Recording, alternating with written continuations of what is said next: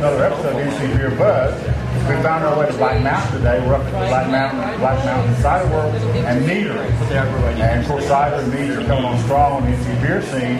So when we're up in the area, we like to catch the cider perspective as well as the NC craft beer scene. We're up in the mountains this weekend. We're going to do several of these nice NCBeerBuzzes. So we're going to mix it up with beer and ciders. So thanks, guys, for having us in. This is David and Jessica, who are partners and co-owners here, and both work in the facility.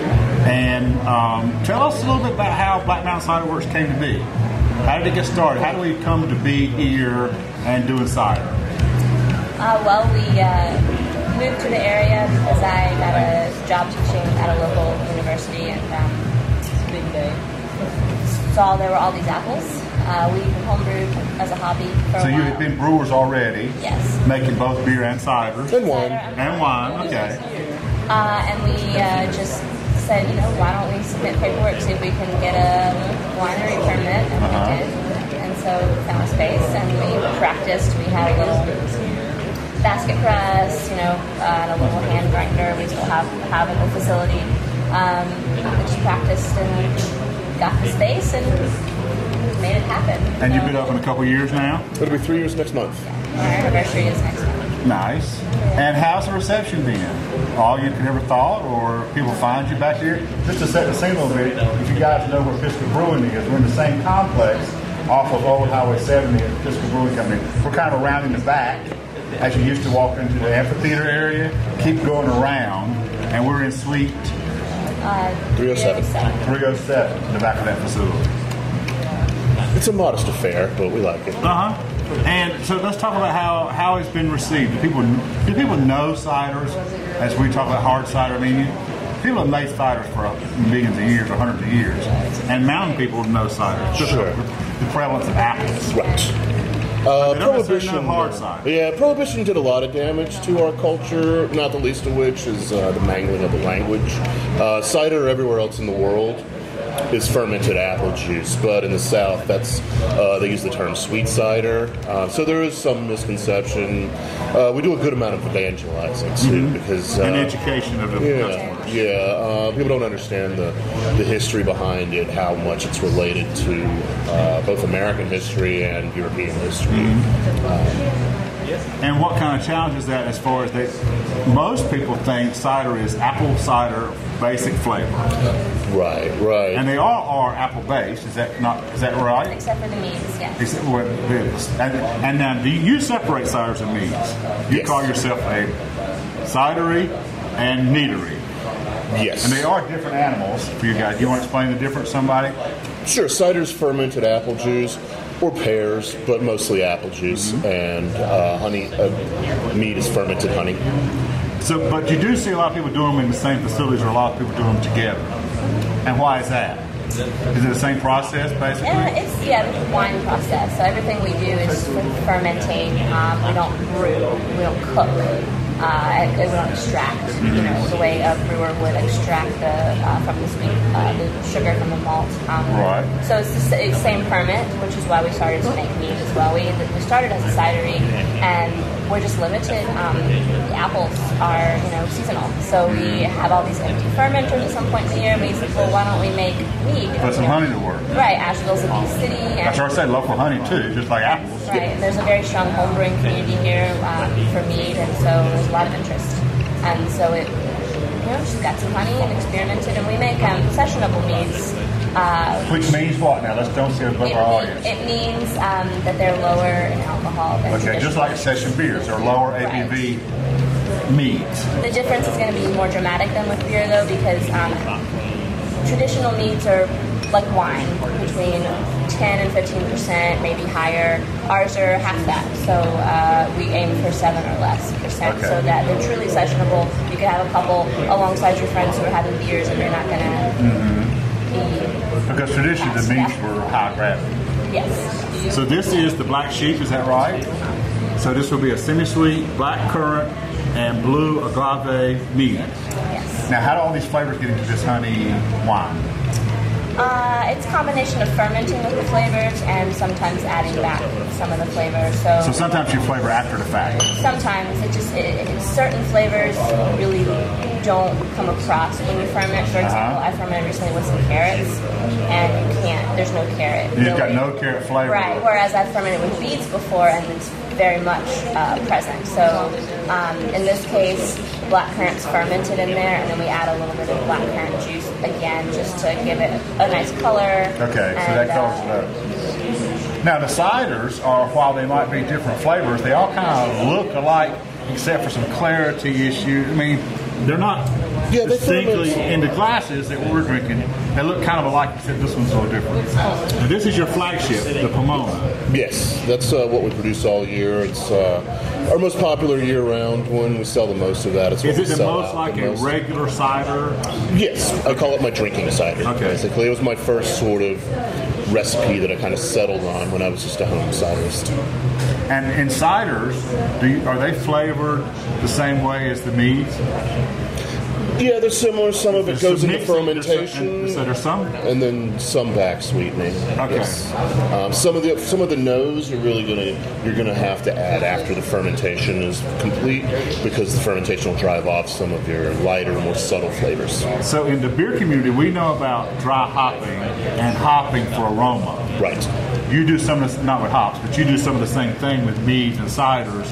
You add some things for aroma, color, flavor, exactly, after the fermentation is itself done. And we're not above using hops either. We've used hops in meads and ciders too.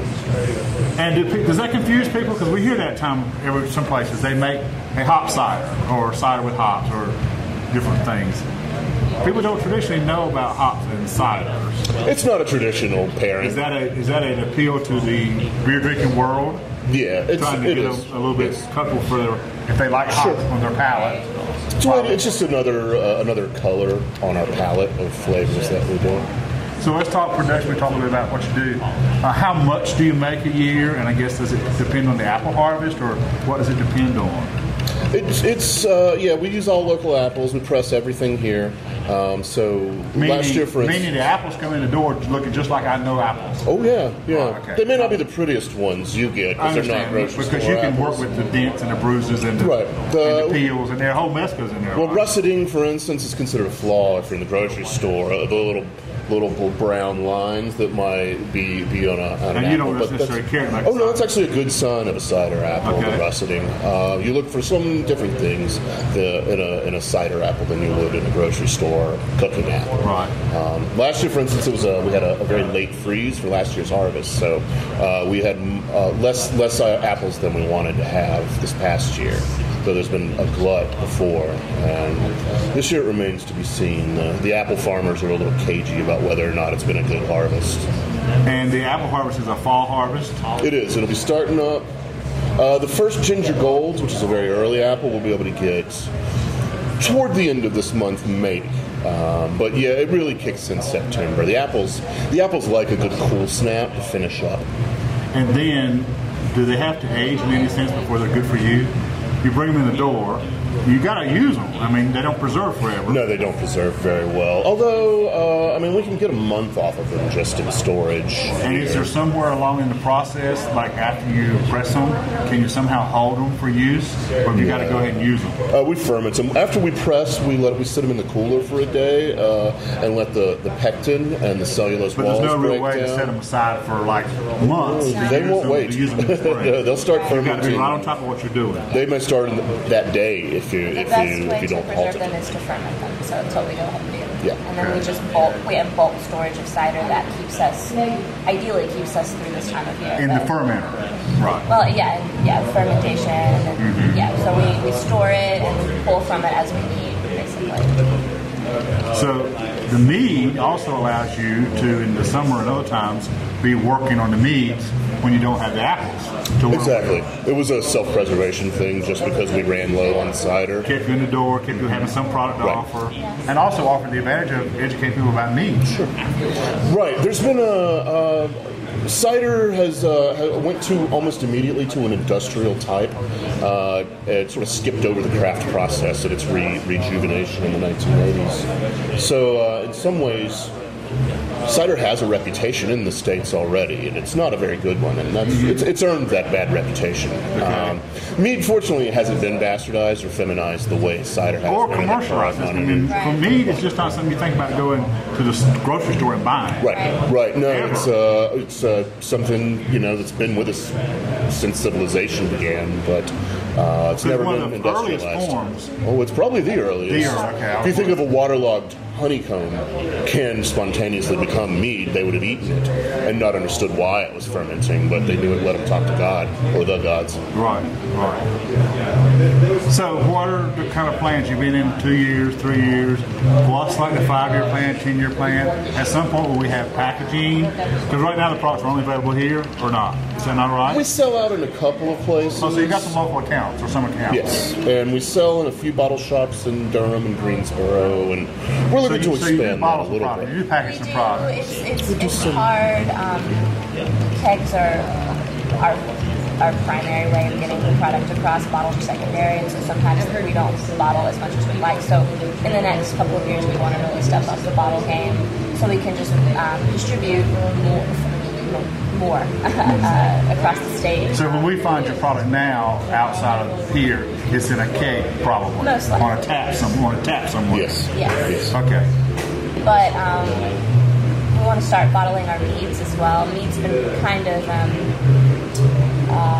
experimental, and we're just kind of doing a scale up now where we're getting ready to expand our taps and offer more mead.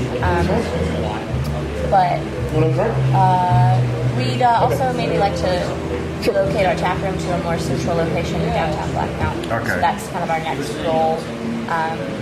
But we're just looking forward to the harvest this year. Our product is running low, so we're eager to make You ready for some apples? Very much so, yes. That's great. Well, David stepped off to do some work, so we're going to end this. Thanks so much for having us in. Yeah, we appreciate learning all about Black Mountain Cidery and Meadery, and we wish you the best of luck. Thanks for coming in. Of course. Until next time, this is NC Beer Guys. David again reminding you to drink local, keep your beer dollars in North Carolina.